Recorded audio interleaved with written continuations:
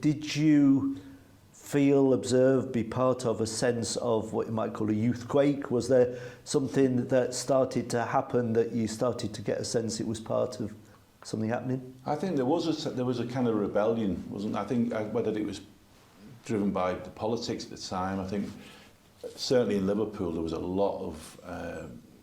I became very left-wing. I remember going to the old Trades Union Centre opposite the police station. I remember sitting in there discussing Marxism with people and things, which, you know, I mean, for me, it was just finding kindred spirits, really, because I was very overtly political at that time. I still am.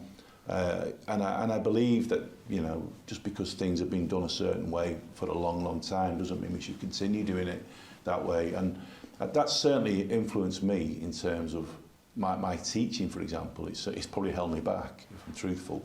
But I do think that you need to kind of shatter people's expectations and illusions about things. I think, you know, the more important thing is to get people to think, you know, and however they choose to be creative, that's how it needs to go. And I think that's what all these projects did. They didn't prescribe you. You didn't walk into your Horton projects and get handed a script.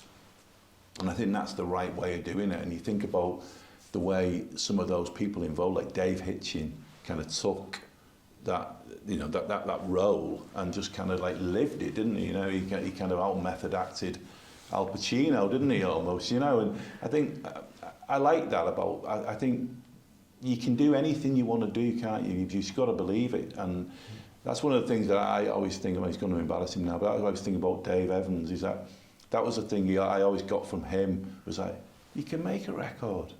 You can do it. You just go and record it. You can get it pressed. You know, if you've got £200, you can make a record. You get somebody to design a sleeve, you can do it. And that's what we did. It was kind of like, almost like them punk ideals, you know, like it's very lo-fi, but you can just do it, you know.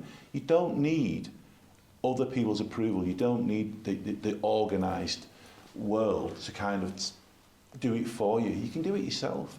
You put gigs on. We had you know, gig nights all over town. The Alfred used to just be phenomenal. You couldn't get in some nights. I mean, I had a friend that worked at Greenhall and Whitley. He used to deliver the beer there, and he told me that pub sold more Newcastle Brown than any other pub outside Newcastle.